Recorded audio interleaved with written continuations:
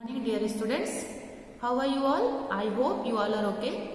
तो कल हम लोगों ने पार्ट 20 घमंड लेसन को पढ़ा था, कंप्लीट नहीं हुआ था, हाफ पढ़े थे हम लोग।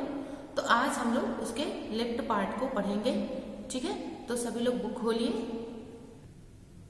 तो कल हम लोग ये पेज नंबर 113 तक कंप्लीट किए थे। So today we open page number 114, ठीक है? इसलिए कि मुझे साइंस में दिलचस्पी है। कौवा कहता है कि मैं इसलिए तुमको बुलाना चाहता हूँ क्योंकि मुझे साइंस में दिलचस्पी, यानी साइंस में मुझे अच्छा लगता है। यूनिवर्सिटी की छत पर मेरा घोंसला है। वहाँ जो कॉलेज है, यूनिवर्सिटी है, वहाँ पे उसी के छत पे उसका घोंसला है। चूंकि मैं साइंस के प्रोफेसर का लेक्चर सुनता रहता हूँ, कह रहा है कि मैं जब साइंस के प्रोफेसर आते हैं यूनिवर्सिटी में पढ़ाते हैं तो मेरा घोंसला वहीं पे है, तो मैं उनके लेक्चर रोज सुनता हूँ, इसलिए मुझे साइंस अच्छी लगती है। मैं चाहता हूँ कि तुम मुझे समुद्र के बारे में बताओ। कौवा कह रहा है सीप से कि मैं चाहता हूँ कि तुम मुझे समुद्र के बारे में बताओ कि वहाँ क्या होता है, समुद्र में क्या क्या होता है। क्या वहाँ फाख्ता और चिड़िया के अंडे भी होते हैं? कौवा पूछ रहा है कि क्या वहाँ फाख्ता और चिड़िया के अंडे भी होते हैं। फाख्ता मीन्स एक चिड़िया है, पंडुप, जिसको फाख्ता इसमें लिखा गया है। क्या बकवास कर रहे हो? कीड़ा पूछता है क्या बकवास कर रहे हो? कीड़े ने झल्लाकर उत्तर दिया, कहीं समुद्र में चिड़िया और फाख्ता होती हैं, कहीं समुद्र में चिड़िया होती हैं और पंडुप होता है। यही तो तुमसे मालूम करना चाहता हूँ। कौवा कहता है यही तो मैं तुमसे जानना चाहता हूँ। सीप कहती है बेकार के सवाल मत करो। घमंडी कीड़े ने अकड़ कर जवाब दिया। कीड़ा अकड़ से बोल रहा है कि बेकार यानी फालतू मुझसे क्वेश्चन मत करो। समुद्र में मेरे ही जैसी लाखों और करोड़ों सीपियां बिखरी हुई हैं। कहता है कि समुद्र में मेरे जैसी लाखों करोड़ों सीपियां हैं, मगर मैं उन सबसे महान हूँ। लेकिन अपने आप को कहता है कि मैं उन सबसे महान हूँ, इसलिए कम दर्जे की सीपियों से मैं बात नहीं करता। इसलिए जो लोग मुझसे कम हैं, यानी जो सीपियां मुझसे कम कीमती हैं, मैं उनसे बात नहीं करता। वहाँ रंग बिरंगी मछलियां हैं। कहता है कि वहाँ मछलियां हैं, अद्भुत पौधे हैं और बस।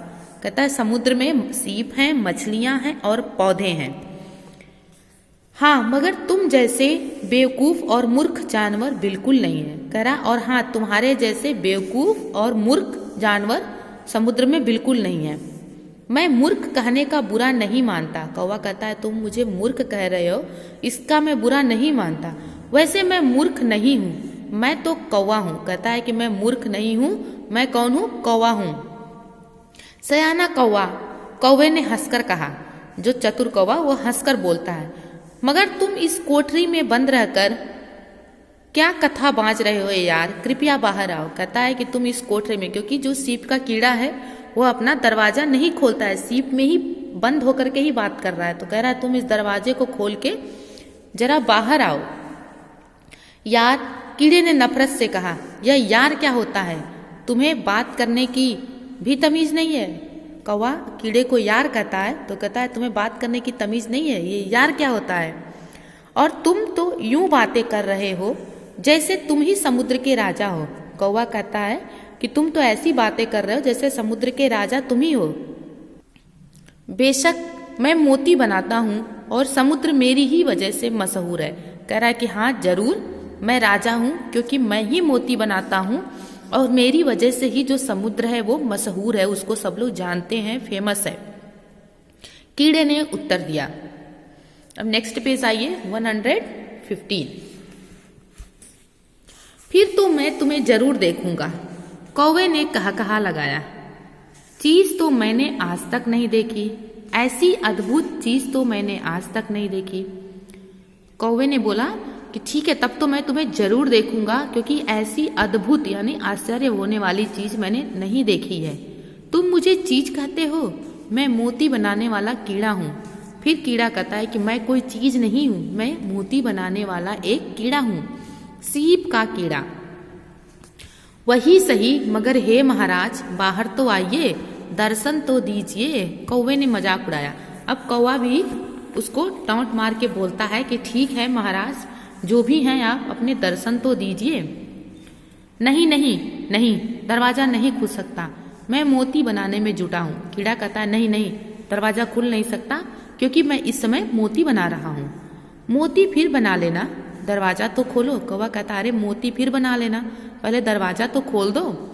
मैं मामूली सा गरीब कौवा तुम जैसे कीमती मोती बनाने वाले बड़े कीड़े को देखना चाहता हूँ। कह रहा है मैं एक छोटा सा कौवा, गरीब सा कौवा हूँ और तुम इतने कीमती मोती बनाने वाले कीड़े हो, मैं तुम्हें एक बार देखना चाहता हूँ। मैं मोती भी देखूंगा और मैं मोती भी देखना चाहता हूँ। मैंने आज तक मोती नहीं देखा। कौवा कहता है मैंने आज तक मोती नहीं देखी है, तो मैं मोती भी देखना चाहता हूँ। एक बार कह दिया कि दरवाजा नहीं खुल सकता।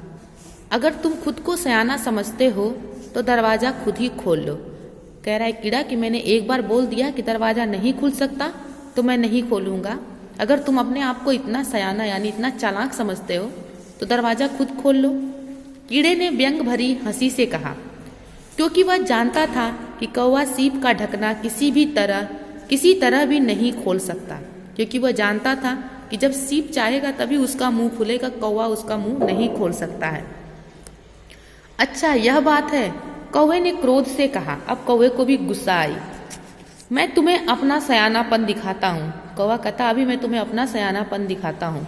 अब जो कुछ भी होगा उसका दोष मुझे मत देना। कौवा कहता है अब जो कुछ इसका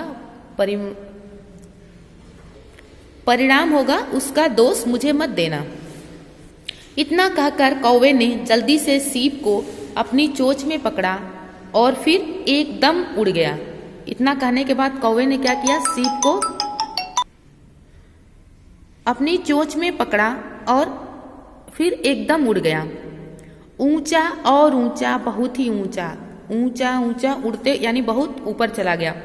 जल्दी ही वह उस जगह पहुंच गया जहां कठोर चट्टानें थी और उड़ते उड़ते बहुत जल्दी वह वहां पहुंच गया जहां पे बहुत कठोर यानी कड़ी चट्टानें थीं। उड़ते उड़ते उसने बड़ी ऊंचाई से ताक कर वह सीप एक चट्टान पर फेंक दी।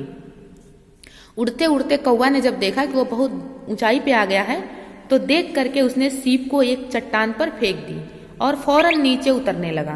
फेंकने के बाद नीचे उतरने लगा देखने के लिए। सीप चट्टान से टकराकर चूर चूर हो गई। जब सीप को उसने चट्टान पे फेंका तो सीप क्या हुई, टूट गई।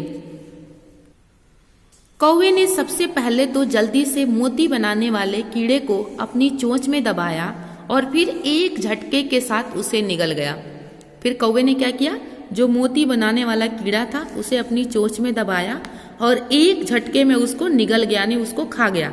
और उसके बाद मोती को देखा जो लुढ़कता हुआ जमीन की ओर जा रहा था। फिर उसने उस मोती को भी देखा जो लुढ़कते लुढ़कते यानी डगरते हुए जा रहा था जमीन की ओर। उसे देखते देखते मोती चट्टान से लुढ़क कर गड़ाप से गाय के गोबर में जाकर धंस गया। कौवा देख ही रहा था कि तब तक जो मोती थी वो लुढ़कते लुढ़कते गड़ाप से यानी झट से गाय के गोबर में जाकर धंस गया। कौवा खूबसूरत तथा कीमती मोती का यह अंजाम देखकर मजे से कांव कांव करता हुआ फिर से हवा में ऊंचा और ऊंचा उड़ने लगा। और जब कौवे ने देखा कि जिस कीड़े को इतना घमंड था कि वो इतना कीमती है, वो समुद्र में रहता है, वो किसी से बात नहीं करता, वह आज कहाँ चला गया, गोबर में चला गया। और यह देख करके कौवे को बहुत अच्छा लग रहा था और फिर वो हवा में ऊंचा और ऊंचा उड़ने लगा। इसको लिखा है सिराज अनवर जी ने। और इस कहानी से हमें यह शिक्षा मिलती है, अहंकार हमारा सबसे बड़ा शत्रु है। जैसे आपने देखा, अगर सीप वाले कीड़े को अहंकार नहीं होता तो उसका यह अंजाम नहीं होता, न उसको कौवा खाया होता, न उसकी मोती गोबर में जाके धंसी होती अगर वह कौवे से अच्छे से बात करता। लेकिन उसने क्या किया, कौवे से अहंकार में बात किया, जिससे आप लोगों ने देखा सीप के कीड़े का क्या हश्र हुआ। इसलिए हमें अहंकार नहीं करना चाहिए। ओके, तो आप लोग का ये लेसन कंप्लीट हो गया है। आप लोग इसको पढ़ेंगे। Okay, thank you students.